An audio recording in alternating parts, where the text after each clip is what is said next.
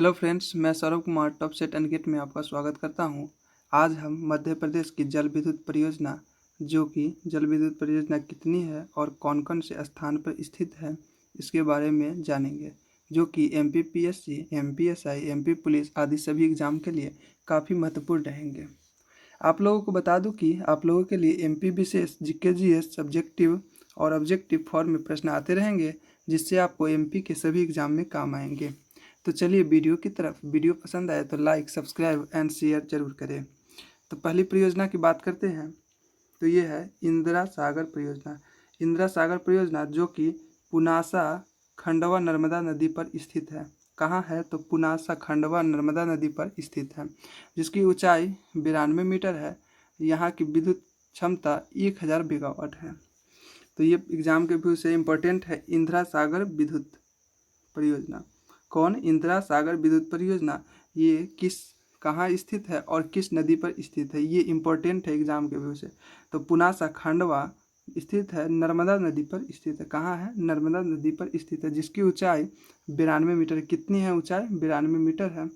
विद्युत क्षमता वहाँ की 1000 मेगावाट है। आगे बढ़ते हैं। आगे बात करते हैं ओकारेश्वर परियोजना। ओकारेश्वर परियोजना ये सिंधवर कूट, खांडवा नर्मदा नदी पर स्थित है। कहाँ है? सिंधवर कूट, खंडवा नर्मदा नदी पर स्थित है, जहाँ की ऊंचाई 75 मीटर है। वही वहाँ की विद्युत क्षमता 520 मेगावाट है। कितनी है? 520 मेगावाट है। ये भी एग्जाम के व्यू से काफ़ी इंपॉर्टेंट है। ये प्रश्न आया भी है एमपी के एग्जाम में कि ओकारेश्वर परियोजना कहाँ स्थित है? तो नर्मदा नदी पर स्थित है। सिंधवर कूट, खांडवा नर्मदा नदी पर स्थित है। और एग्जाम के व्यू से आप ऊंचाई भी इसका याद ही रखिएगा। तो ऊंचाई यहाँ इसकी 75 मीटर है। आगे बढ़ते हैं। आगे है महेश्वर परियोजना। महेश्वर परियोजना की बात करें तो यह धार जिले में नर्मदा नदी पर स्थित है। कहाँ है? धार जिले में नर्मदा नदी पर महेश्वर परियोजनाएं स्थित हैं। यहाँ की बात की जाए तो यह नर्मदा नदी पर स्थित है और यहाँ विद्युत क्षमता 320 मेगावाट है। कितनी है? 320 मेगावाट। तो प्रश्न है, बनता है कि महेश्वर परियोजना किस नदी पर स्थित है? तो नर्मदा नदी पर स्थित है। धार जिले में नर्मदा नदी पर स्थित है, जहाँ की विद्युत क्षमता 320 मेगावाट है। आगे बढ़ते हैं। राणा प्रताप सागर, जवाहर सागर, गांधी सागर, यह तीनों मध्य प्रदेश, राजस्थान की संयुक्त परियोजनाएं हैं, जो चंबल नदी पर है। कहाँ है? तो चंबल नदी पर स्थित है। आगे बढ़ते हैं। आगे है सरदार सरोवर। सरदार सरोवर परियोजनाएं ये भरौच, गुजरात में स्थित है। कहाँ है? एग्जाम के व्यू से ये इम्पोर्टेंट है। इम्पोर्टेंट रहेंगे कि सरदार सरोवर परियोजनाएं कहाँ स्थित है? तो भरौच, गुजरात में स्थित है। आगे बढ़ते हैं। आगे है आपका, यहाँ 450 मेगावाट की बिजली का उत्पादन होता है। यह परियोजना नर्मदा नदी पर बना हुआ है। कहाँ है? यह नर्मदा नदी पर स्थित है सरदार सरोवर। वही 450 मेगावाट बिजली का उत्पादन होता है। आगे बढ़ते हैं। वान सागर की बात किया जाएगा। वान सागर परियोजना है, यह रीवा शहडोल नदी पर स्थित है। रीवा शहडोल सोन नदी पर स्थित है, सोन नदी पर स्थित है वान सागर परियोजना। वही रीवा शहडोल में है। कहाँ है? रीवा शहडोल में, जो कि सोन नदी पर स्थित है। यहाँ की विद्युत क्षमता 450 मेगावाट है। कितनी है? 450 मेगावाट। एग्जाम के व्यू से ये वान सागर काफ़ी महत्वपूर्ण रहेंगे और ये आते भी हैं। आगे बढ़ते हैं। आगे है रानी लक्ष्मीबाई राजघाट परियोजना है, माता टीबा बेतवा नदी पर है। कहाँ है? तो बेतवा नदी पर है, जो कि मध्य प्रदेश, उत्तर प्रदेश की संयुक्त परियोजनाएं है। आगे बढ़ते हैं।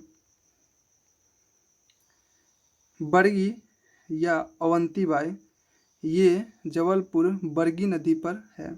बरगी और अवंतीबाई परियोजनाएं कहाँ है? तो ये बरगी नदी पर जबलपुर में स्थित है। आगे बढ़ते हैं। आगे है आपकी हलाई अशोक विद्युत परियोजनाएं। यह विदिशा, रायसेन, हलाली नदी पर ही स्थित है। कहाँ है? हलाली नदी पर स्थित है। हलाली नदी पर हलाली बाई अशोक बिदसा रायसेन में स्थित है। आगे बढ़ते हैं। आगे है आपका संजय सरोवर विद्युत परियोजना है। ये बालाघाट सिवौनी में स्थित है, वो जो बैनगंगा नदी पर स्थित है। कहाँ है?